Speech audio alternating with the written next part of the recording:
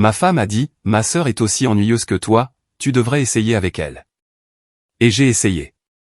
Elle a versé le vin comme si c'était un mardi ordinaire. Les lumières chaudes et ambrées au-dessus de l'îlot de cuisine projetaient une douce lueur sur le plan de travail en bois, la vapeur s'élevait de la casserole de pâte, le cliquetis des ustensiles résonnait dans l'évier. Toute la scène était confortable, familière, jusqu'à ce qu'elle le dise. J'ai réfléchi, commença Émilie, d'une voix légère.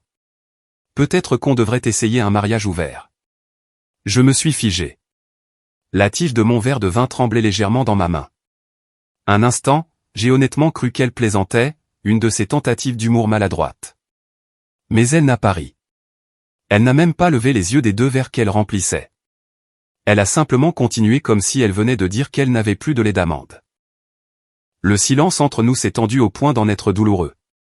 Tu as réfléchi à quoi, ai-je finalement réussi à dire. Ma voix s'est légèrement brisée, et j'ai détesté ça. Elle s'est retournée, un léger sourire toujours en place. Ce n'est pas si fou, Daniel. Beaucoup de couples le font. J'ai lu cet article qui dit que ça renforce même les relations à long terme. Je veux dire, tu es si casé ces derniers temps. Ça pourrait te faire du bien aussi. Ce mot, casé, a résonné comme une gifle. J'ai posé le verre plus fort que je ne le voulais, et le son a fait écho. Alors, c'est ce que je suis pour toi maintenant.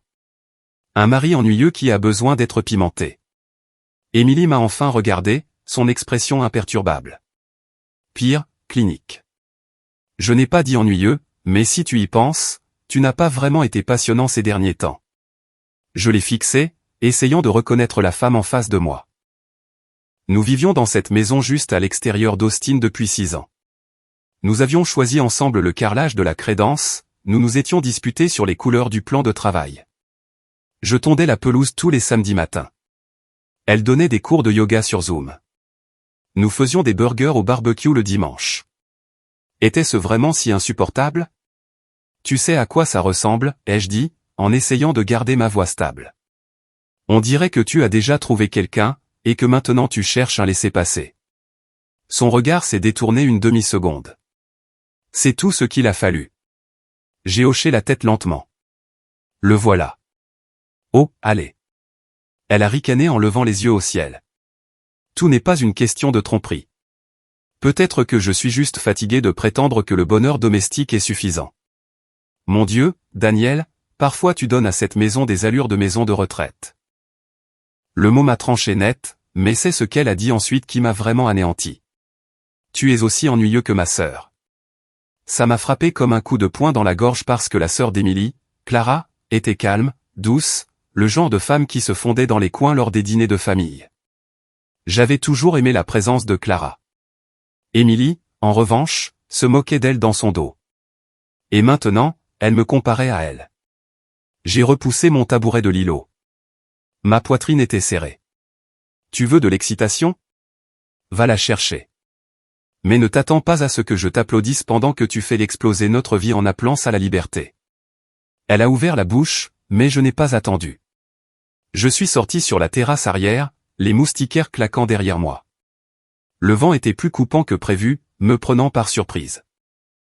Je suis resté là, dans le noir, les mains dans les poches, à fixer les contours de notre jardin sous la faible lueur des lumières du porche. Je pouvais encore l'entendre à l'intérieur, fredonnant faiblement pour elle-même comme si de rien n'était, comme si elle ne venait pas de jeter nos vœux dans un mixeur et d'appuyer sur purée. Mes poings se sont serrés. Je n'allais pas la laisser dicter les termes de mon humiliation. Pas cette fois. Je partirais, mais à mes propres conditions, et elle ne le verrait pas venir. Le lendemain matin, je me suis retrouvé assis en face de Marcus dans un petit café près de South Lamar. Un de ces endroits avec des chaises dépareillées et des baristas qui se souviennent de votre nom, même si vous préféreriez qu'ils ne le fassent pas. L'odeur de grains d'expresso brûlés flottait dans l'air, se mêlant au parfum matinal de cannelle de la vitrine à pâtisserie. Marcus remuait son café comme s'il lui devait de l'argent, me regardant par-dessus le bord de sa tasse. Alors, elle l'a vraiment dit à voix haute. J'ai hoché la tête, la mâchoire serrée. Elle a versé un verre de vin et a lâché ça comme si elle me demandait ce que je voulais sur ma pizza. Il a laissé échapper un long sifflement. Et tu n'as rien jeté? J'y ai pensé, ai-je marmonné, j'ai préféré sortir avant de dire quelque chose que je ne pourrais pas retirer. Marcus m'avait vu traverser mes pires gueules de bois universitaires, l'effondrement brutal d'une start-up dans ma trentaine, et le jour où mon père est décédé subitement. Mais même lui semblait véritablement abasourdi cette fois. Émilie a toujours eu des angles vifs, mais, mec, ça, c'est autre chose. J'ai fixé mon café. Je n'y avais pas touché. Je n'arrête pas de repasser la scène dans ma tête, ai-je admis. Son visage, la façon dont elle a dit que j'étais aussi ennuyeux que Clara, comme si c'était une simple observation, comme me dire que le ciel était bleu. Marcus a eu un rire sombre. Clara, celle qui a pleuré devant Bambi et qui écrit encore des lettres à la main. C'est bien elle. Waouh, a-t-il dit en secouant la tête. Tu as dû vraiment atteindre le sommet du beige pour atterrir à côté d'elle sur l'échelle de la personnalité. Je lui ai lancé un regard plat, mais le coin de ma lèvre a tressailli. Désolé, a-t-il ajouté rapidement. Réflexe de défense par l'humour. Nous sommes restés silencieux un moment. Dehors, les gens passaient avec des chiens, des poussettes, des tapis de yoga en bandoulière. Austin à l'automne, encore chaud, faisant encore semblant que les choses ne s'effondrent pas. Marcus a pris une gorgée et s'est penché en avant. Écoute, j'ai vécu un divorce. Un divorce compliqué. Des raisons différentes, le même sentiment. Et laisse-moi te dire ce qu'Émilie vient de faire. Ce n'est pas de la liberté. C'est un défi. J'ai cligné des yeux. Un défi? Ouais.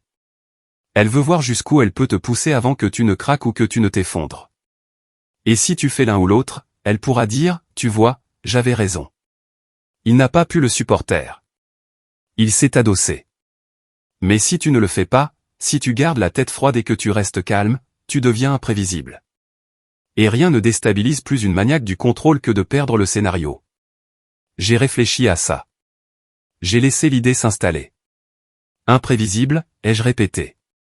Marcus a souri. Exactement. Tu n'as pas besoin de te battre contre elle. Elle t'a déjà tendu l'allumette. Tout ce que tu as à faire maintenant, c'est de regarder le feu prendre. J'ai regardé par la fenêtre. La rue semblait la même que 1000 matins auparavant, mais quelque chose en moi avait changé. Elle pense que je n'ai plus rien à perdre, ai-je dit doucement. Et c'est le cas, a demandé Marcus. J'y ai pensé, aux 6 ans dans cette maison, au dîner que j'avais préparé, aux vacances que j'avais planifiées pendant qu'elle faisait défiler Instagram, à la façon dont j'attendais qu'elle franchisse la porte et me sourit comme si je valais encore la peine qu'on rentre pour moi. Je ne sais pas, ai-je dit, mais je sais que j'en ai fini de jouer selon ses règles. Marcus s'est adossé avec un hochement de tête satisfait. Voilà le type que je reconnais. Nous sommes restés assis en silence pendant un moment, un silence qui n'avait pas besoin d'être comblé. Et quelque part entre le cliquetis d'une cuillère et le bourdonnement de la ville, une chose étrange s'est produite pour la première fois depuis des jours. J'ai ressenti autre chose que de la rage. J'ai ressenti de la clarté. Elle voulait un mariage ouvert. Très bien, ouvrons-le. Mais pas dans la direction à laquelle elle s'attendait. Ce n'était pas vraiment prévu. Je me suis dit que j'allais juste faire une promenade. Que le parc n'était pas loin et que j'avais besoin d'air. Mais la vérité, c'est que je savais que Clara y faisait son jogging la plupart des après-midi. Le parc Zilker s'étendait largement sous le soleil de l'après-midi. La brise portait ce faible murmure du début de l'automne. Quelque part entre l'herbe chaude et la fumée lointaine d'un barbecue. Des enfants criaient depuis l'aire de jeu. Des couples se promenaient main dans la main. Des gens menant des vies qui semblaient encore intactes. J'ai repéré Clara près du bord du lac, assise seule sur un banc usé par le temps avec un thermos sur les genoux et des écouteurs, regardant les canards glisser sur l'eau. Elle avait l'air paisible, seule, mais pas solitaire. J'ai failli faire demi-tour, mais elle a levé les yeux et a souri. Daniel, a-t-elle dit en retirant un écouteur. Salut, salut, ai-je réussi à dire en fourrant mes mains dans mes poches. Elle a tapoté le côté vide du banc. Assieds-toi, sauf si tu es juste en train de fuir ta femme. J'ai laissé échapper un petit rire, quelque chose comme ça. Nous sommes restés assis en silence quelques instants. L'eau ondulait doucement devant nous. Quelque part derrière nous, un chien aboyait après un écureuil avec une fureur vertueuse. « Comment va Émilie » a demandé Clara, la voix légère, mais pas désinvolte. Je l'ai regardée. « Tu veux vraiment savoir » Elle a haussé les épaules. « Tu ne serais pas là si tout allait bien. » C'était dit. J'ai expiré lentement, en regardant le lac. Hier soir, pendant le dîner, elle a évoqué l'idée d'ouvrir le mariage comme si elle suggérait une nouvelle marque de lait d'amande. Clara s'est légèrement raidie. Waouh. Ouais, ça a été ma réaction aussi. Je me suis frotté la nuque. Elle a dit que j'étais ennuyeux. M'a comparé à toi. La tête de Clara s'est tournée brusquement. À moi. Elle a dit que j'étais aussi ennuyeux que sa sœur. Le silence qui a suivi n'était pas gênant. Il était lourd de sens. Clara a de nouveau regardé l'eau, sa voix plus basse maintenant. Elle a toujours dit que j'étais insignifiante, que je disparaîtrais dans une pièce si le papier peint avait assez de motifs. Je l'ai regardée. Ce n'est pas comme ça que je te vois. Elle n'a pas répondu tout de suite, a juste siroté son thermos, puis a demandé, alors, pourquoi es-tu vraiment là, Daniel? La brise a soulevé une mèche de cheveux de sa joue. J'ai hésité, puis j'ai dit honnêtement. J'avais besoin de parler à quelqu'un qui ne m'a pas menti ces derniers temps. Clara n'a pas sourcillé. Émilie voit quelqu'un, n'est-ce pas? Mon cœur a fait un bond. Quoi? Elle m'a regardé, les yeux pleins d'une tristesse. Tu ne savais pas? Mon souffle s'est coupé. Elle a baissé le regard. Je n'étais pas sûr de devoir dire quelque chose. Elle est différente. Et puis la semaine dernière, je l'ai vue monter dans la voiture de quelqu'un devant un bar à vin. Ce n'était pas juste pour un verre. Je n'ai pas bougé. Je n'ai pas cligné des yeux. À l'intérieur, quelque chose s'est effondré. Mais en surface, je suis resté immobile. Qui, ai-je demandé doucement. Clara a secoué la tête. Je ne le connais pas, mais je reconnais ce regard. Les mots ont semblé être des pierres jetées dans l'eau, se propageant lentement avant de sombrer profondément. Je suis désolé, a-t-elle dit. Tu ne méritais pas de la prendre comme ça. J'ai secoué la tête. Non, j'avais besoin de l'entendre. Le soleil s'est déplacé, projetant de nouvelles ombres sur le lac. Tu gères ça trop bien, a-t-elle ajouté doucement. J'ai souri, mais ça n'a pas atteint mes yeux. À quoi bon s'effondrer? Elle a fait son choix. Maintenant, je fais le mien. Clara m'a étudié comme si elle voyait quelque chose de différent. Ou peut-être quelque chose que je n'avais pas encore vu en moi-même. Après un moment, elle a dit gentiment, tu n'es pas ennuyeux, Daniel. Tu es juste calme. Il y a une différence. Je me suis tourné vers elle. Alors, pour la première fois depuis des jours, quelqu'un me regardait comme si j'avais de l'importance. Pas comme un mari, pas comme une déception, juste comme moi. Je n'ai rien répondu. Je n'en avais pas besoin, car pour l'instant, le silence en disait assez. Nous sommes restés sur ce banc bien après que le soleil ait commencé à décliner vers l'ouest. Le lac scintillait d'or, ondulant sous le vent paresseux, et un calme s'est installé entre nous, un calme qui ne semblait pas vide. Il était, tout simplement. Clara n'avait pas dit grand-chose depuis sa confession, et je n'en avais pas demandé plus. Je ne voulais pas de détails. Je ne voulais pas savoir où, ni quand, ni à quelle fréquence. Le savoir suffisait. Ce qui restait maintenant, c'était tout le reste. Je me suis penché en avant, les coudes sur les genoux, regardant un enfant lancer des cailloux dans l'eau à quelques mètres de là. Il faisait à peine un clapotis, mais chacun créait des ondulations. Des cercles concentriques brisant la surface juste assez pour me rappeler que même les petites choses pouvaient perturber la quiétude. Je n'avais pas réalisé que Clara me regardait toujours jusqu'à ce que je sente sa main sur mon avant-bras. Douce, hésitante, mais réelle. Quand je me suis tourné, ses yeux étaient déjà pleins de quelque chose auquel je n'étais pas préparé. De la pitié? Non. Pire que ça, de l'affection. Tu ne méritais rien de tout ça, a-t-elle dit doucement. Et juste comme ça, quelque chose en moi s'est fissuré. Je n'avais pas pleuré. Pas quand Émilie avait prononcé ces mots. Pas même quand la vérité s'était installée dans ma poitrine comme une brique. Mais l'entendre de la part de Clara, ces 5 mots ont été plus profonds que tout ce qu'Émilie avait réussi à faire. J'ai détourné le regard, clignant des yeux rapidement. Je ne sais pas ce que j'ai fait de mal.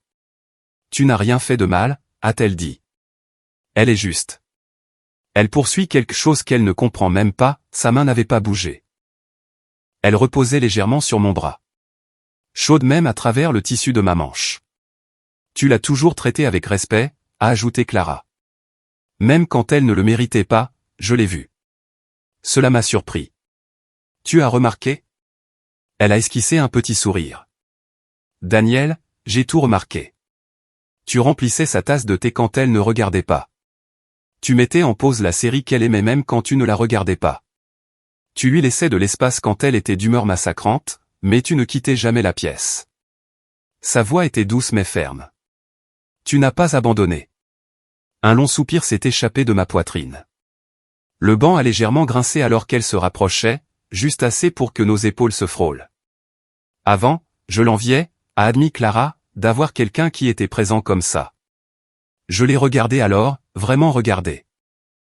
Clara avait toujours été la discrète, la sœur à la voix douce avec des yeux calmes et un sourire bienveillant, celle qui apportait des livres au lieu de potins au dîner de famille. Je n'avais jamais pensé à elle comme faisant partie d'une équation qui m'impliquait. Mais maintenant, elle semblait être la seule voix honnête qui restait.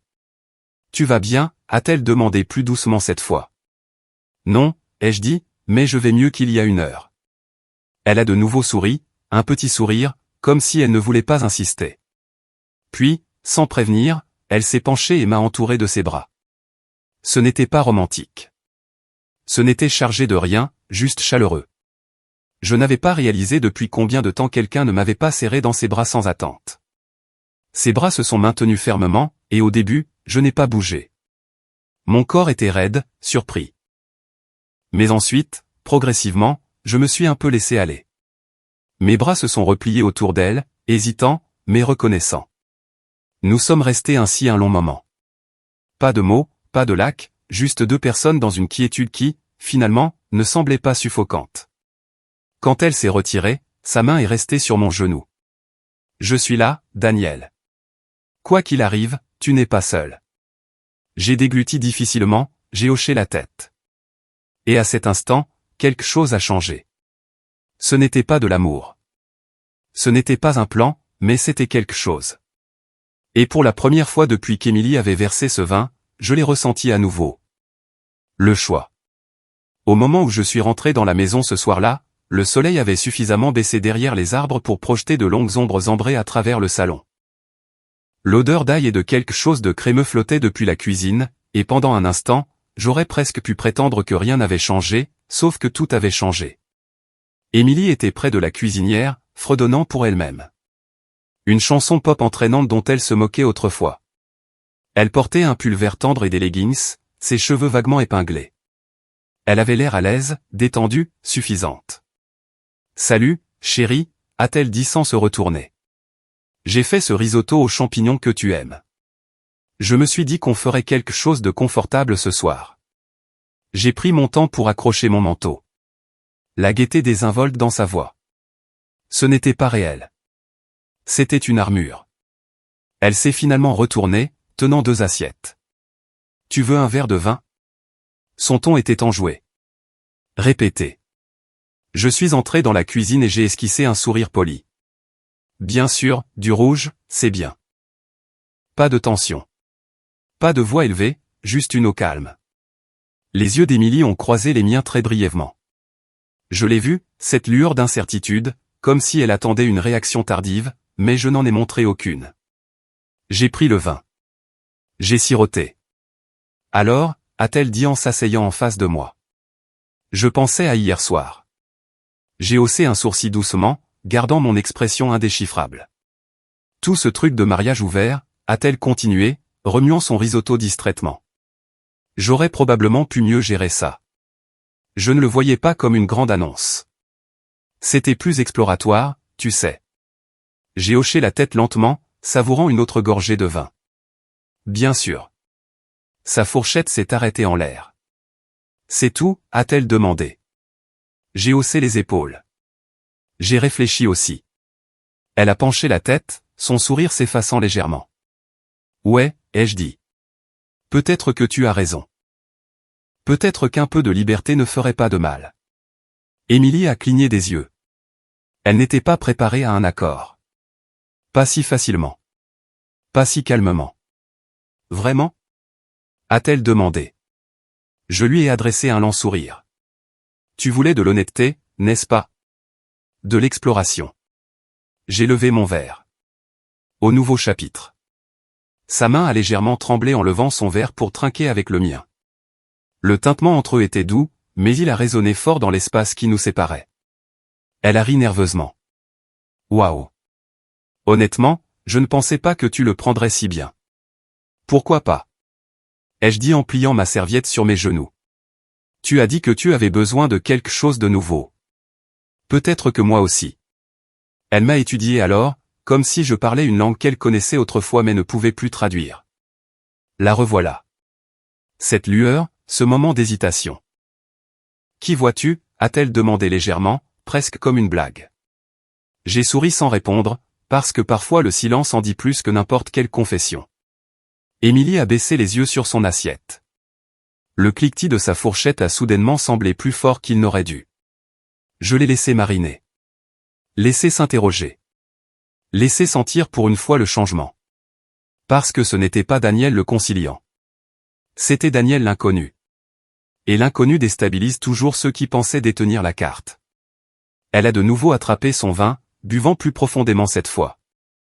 D'accord, a-t-elle dit finalement, trop vite. Eh bien, je suis contente qu'on gère ça en adulte. J'ai hoché la tête. Moi aussi. Et je les regardais sourire, les regarder vaciller juste un peu. Parce que pour la première fois depuis qu'elle avait allumé la mèche, elle n'avait aucune idée de jusqu'où le feu se propagerait. Les jours suivants se sont écoulés comme si de rien n'était. Du moins, c'est ainsi qu'Émilie agissait. Elle a repris sa routine avec la même grâce superficielle qu'elle utilisait pour naviguer dans chaque événement social, souriant juste assez largement, posant les bonnes questions, prétendant que tout allait bien tant que personne n'élevait la voix. Mais je le sentais. Le silence n'était plus le même. Il avait maintenant une forme, une pulsation, et elle le remarquait aussi.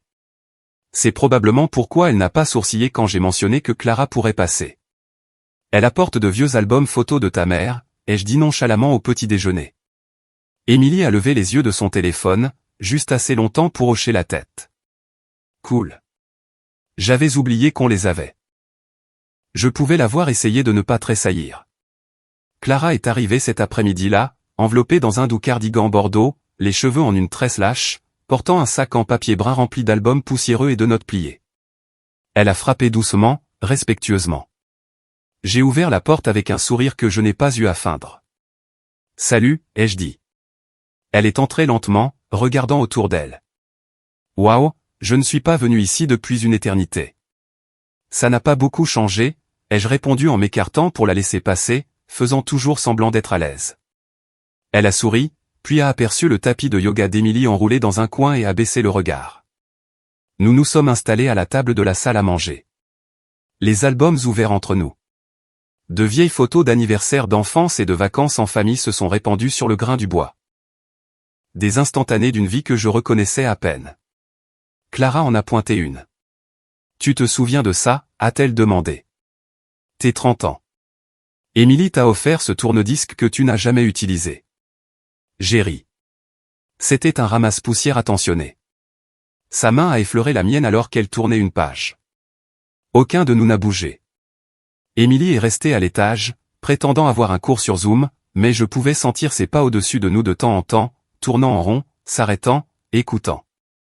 Clara ne l'a pas mentionné une seule fois. Nous avons parcouru les photos lentement, riant des coupes de cheveux terribles et des vêtements démodés.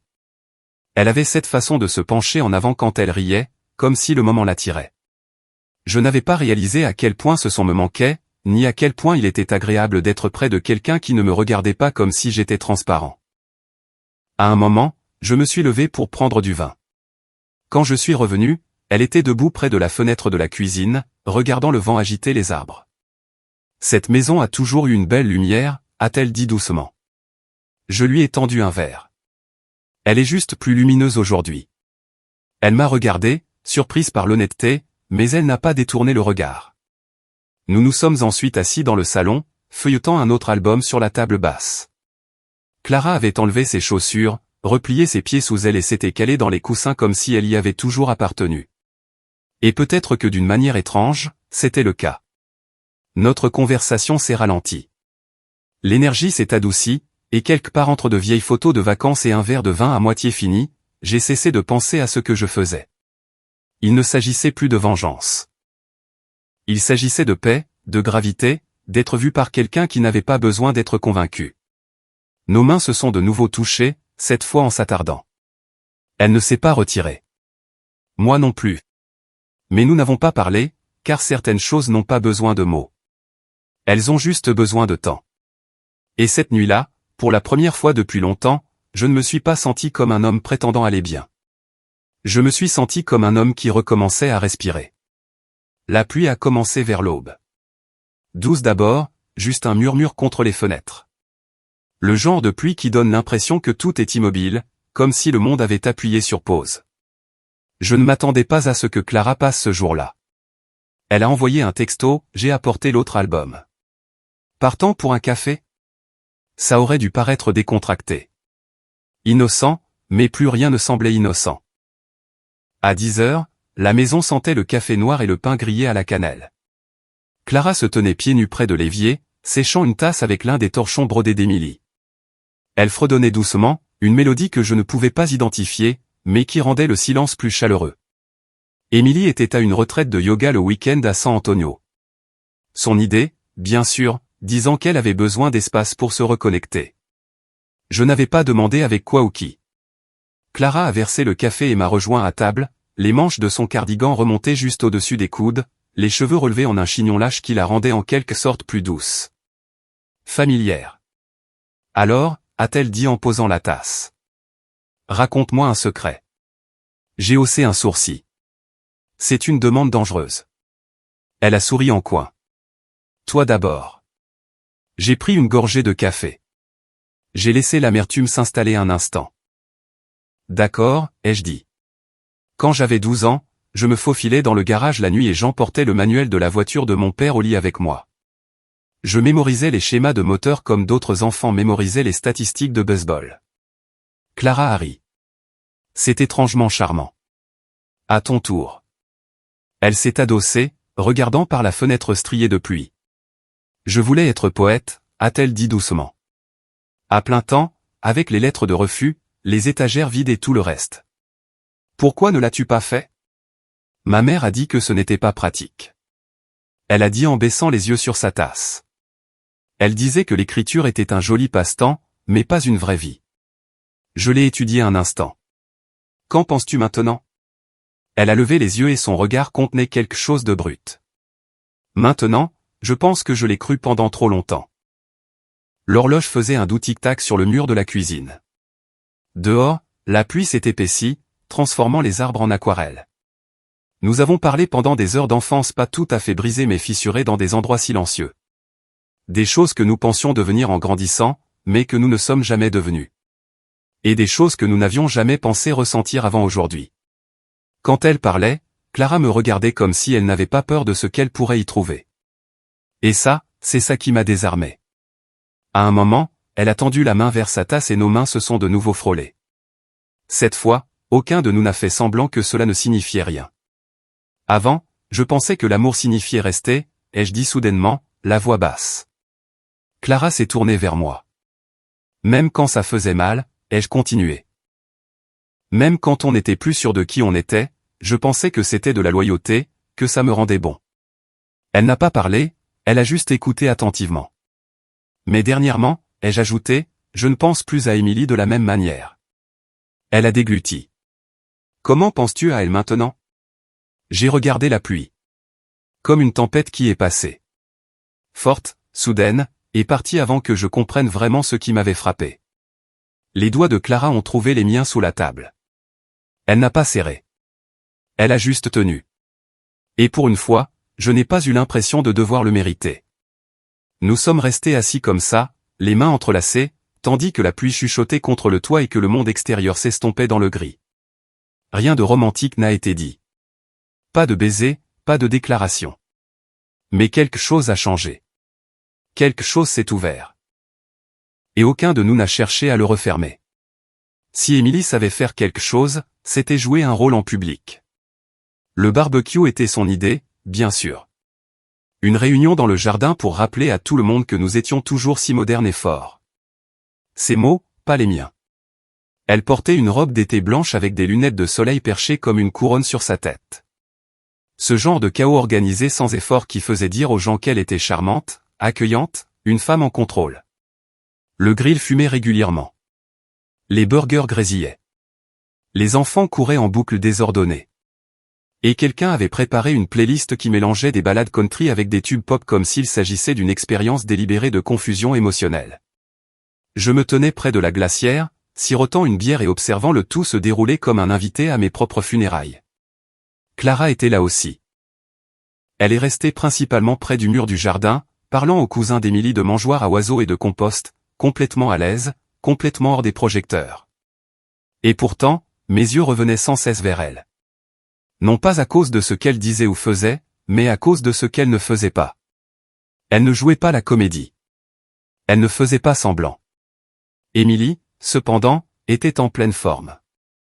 Elle se tenait au centre d'un demi-cercle d'amis, de collègues, de parents éloignés, tous les yeux rivés sur elle alors qu'elle sirotait du vin blanc et laissait les mots couler. Vous savez, a-t-elle dit en riant un peu trop fort. Certaines personnes ne sont tout simplement pas faites pour la monogamie. Et ce n'est pas grave, Daniel et moi. Nous avons évolué. Je n'ai pas bronché. Quelqu'un a haussé un sourcil, curieux. Tu veux dire comme un mariage ouvert? Émilie a rayonné. Exactement. On essaie tout ce truc de l'amour moderne. Moins de jalousie, plus d'aventure. Ça garde les choses excitantes. Il y a eu des rires, quelques regards impressionnés, un ou deux confus. Elle s'en est délectée, puis s'est tournée vers moi.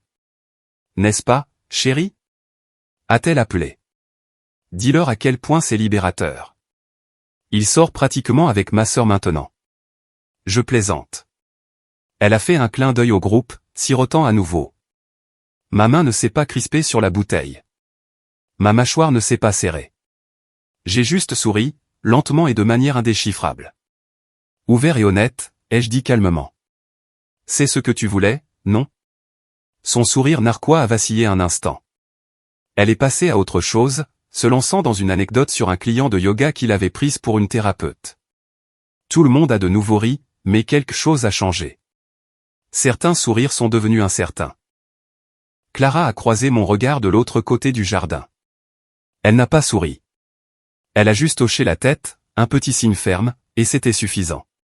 Plus tard, après que la foule se soit dispersée et que les assiettes en carton jonchaient la terrasse, Émilie m'a trouvé près de la clôture. Son visage était rouge.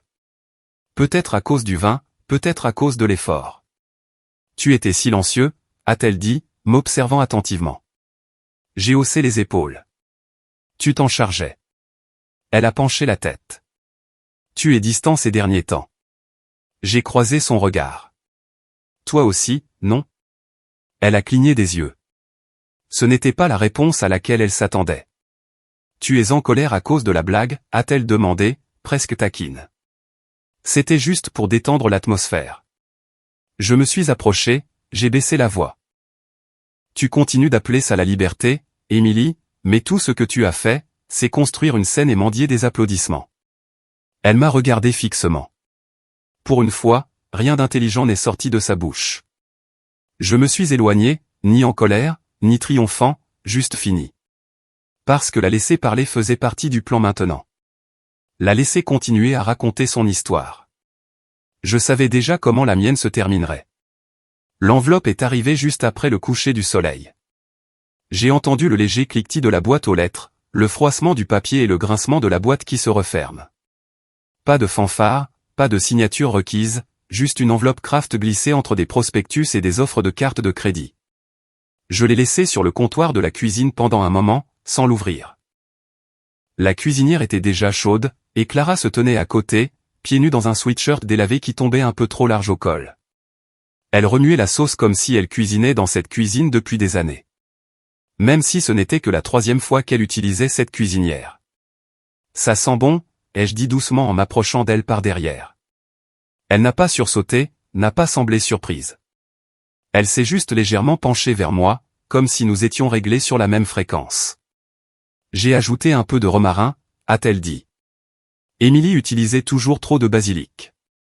Cela m'a fait rire. Un vrai rire, le premier depuis un moment. Clara a souri.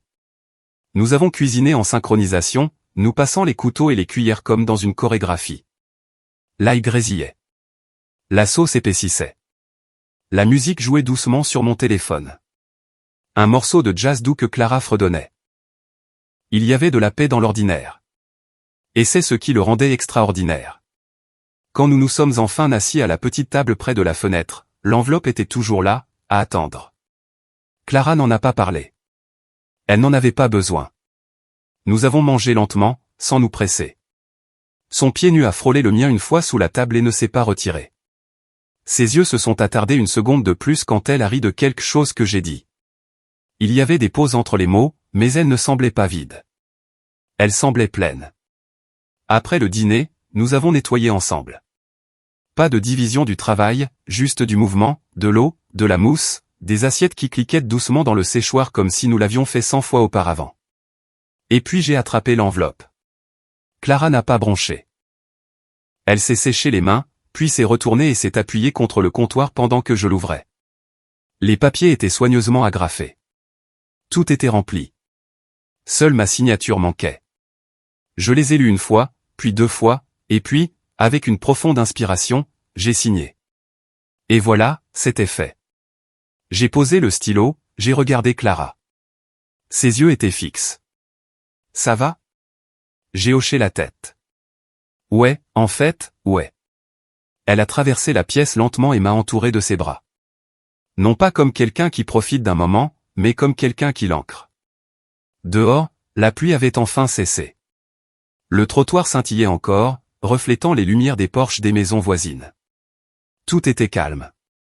Et puis, sans un mot, j'ai remis la musique.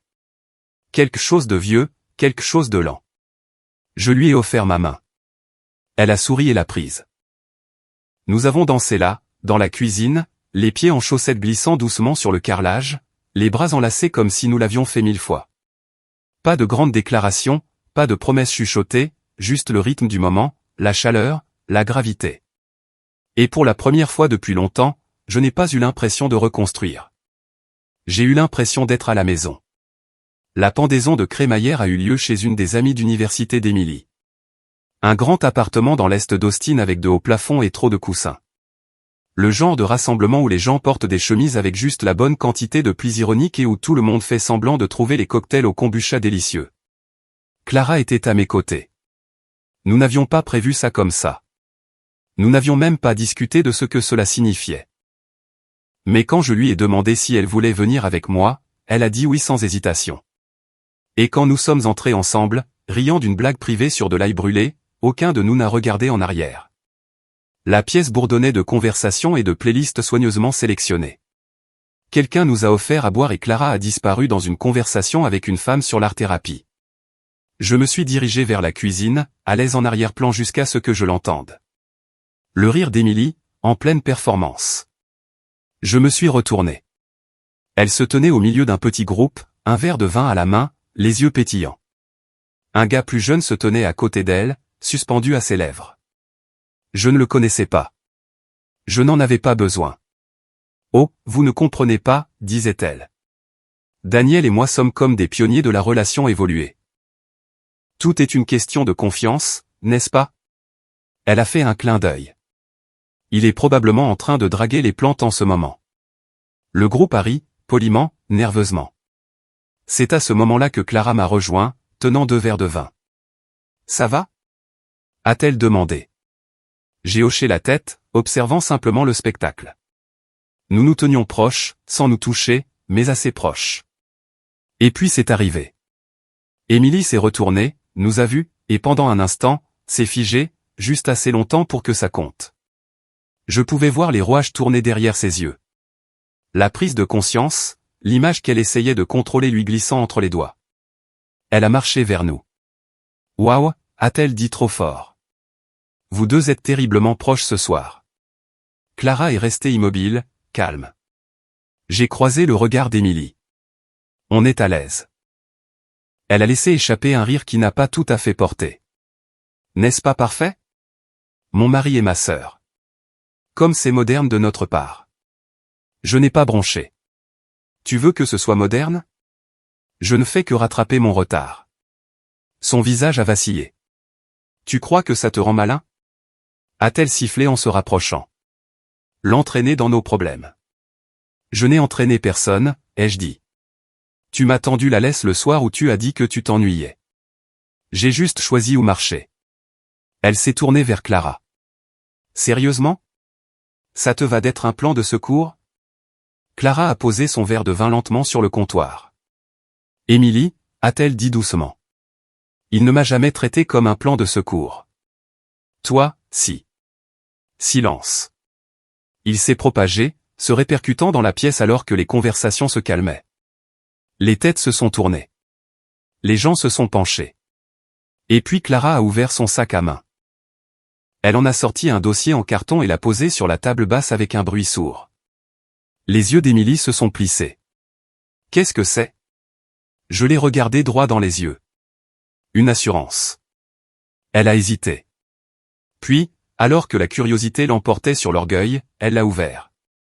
Photos, capture d'écran, texto imprimé, horodatage, preuves, chaque mensonge qu'elle m'avait demandé d'avaler étalé sur du papier glacé et de l'encre. Des halètements, quelques toux gênés. Quelqu'un a marmonné, oh mon Dieu, près du couloir. Émilie est restée figée, regardant sa propre traînée de trahison. Tu as dit que je devrais essayer ta sœur, ai-je dit doucement. Alors je l'ai fait. Sa bouche s'est ouverte, s'est refermée. Rien n'est sorti. Et dans ce silence, Clara a pris ma main. Sans hésitation. Nous nous sommes retournés et sommes partis. La porte d'entrée se balançant doucement derrière nous. Nous n'avons pas parlé dans la voiture. Pas besoin, car en un instant, tout ce qu'elle avait essayé de tordre s'était dénoué. Et pour la première fois depuis des mois, je n'étais pas en colère. J'étais libre. 1 an plus tard, le monde a l'air différent. Nos matinées commencent avec l'air de la montagne et l'odeur du pain. Nous vivons dans une petite ville nichée dans les contreforts du Colorado. Une épicerie, un café et une librairie qui sent le vieux papier et la vanille. C'est calme ici. Pas le genre de calme qui vous fait vous sentir seul, mais le genre qui vous rappelle que vous êtes enfin rentré à la maison. La maison est modeste. Parement blanc, volets verts, une balançoire de Porsche que Clara a dénichée dans un magasin d'occasion. Je lui ai construit un petit jardin à l'arrière. Ses tomates sont déjà têtues et sauvages, comme elle. Chaque matin, je bois mon café pieds nus sur le porche, regardant la brume s'échapper des arbres comme si elle avait un meilleur endroit où aller. Clara est à l'intérieur, fredonnant pour elle-même alors qu'elle peint quelque chose d'abstrait dans le studio que nous avons aménagé dans la chambre d'amis. Elle ne parle plus d'Émilie. Moi non plus. Pas par douleur, juste parce que ça n'a plus d'importance maintenant. Nous la voyons parfois de loin. En ligne, une photo identifiée, une mise à jour d'un ami commun. Son cercle social s'est fracturé après cette nuit-là. Les gens ne sont pas restés neutres. Certains se sont éloignés discrètement, d'autres ont cessé de la suivre plus bruyamment. Quelle que soit l'image à laquelle elle essayait de s'accrocher, elle n'a pas survécu au crash. Elle vit seule maintenant. Toujours à Austin, aux dernières nouvelles. Donnant moins de cours, souriant moins sur les photos, essayant toujours de convaincre le monde qu'elle s'épanouit. Mais il y a quelque chose dans ses yeux. On ne peut pas feindre le regret. Pas longtemps. Parfois, je me demande ce qu'elle pense quand elle voit nos noms ensemble. Sur l'acte de propriété, sur le courrier, sur cet article que Clara a publié le mois dernier sur le fait de recommencer après une trahison. Mais je ne m'attarde pas là-dessus, car la vérité, c'est que ce n'était pas une vengeance. C'était un réalignement. Je n'ai pas gagné. Je n'ai pas perdu. J'ai juste fait un meilleur choix, je me suis choisi. Et quelque part en chemin, j'ai trouvé quelqu'un qui ne voulait pas me changer. Juste s'asseoir à mes côtés dans la vérité. Les meilleures choses de la vie ne défoncent pas la porte avec des feux d'artifice. Elles frappent doucement. Elles attendent. Elle ressemble à la main de Clara sur ma poitrine quand elle s'endort. À un dîner aux chandelles sans occasion. À rire d'une soupe renversée parce qu'aucun de nous ne se souvient de la recette. Les meilleures choses arrivent quand on arrête de courir après les mauvaises. Et parfois, juste parfois, la sœur qui a toujours été négligée s'avère être celle qui vous voit le plus clairement. Amusant, n'est-ce pas? Comment la blague même qui était censée me détruire a fini par me libérer.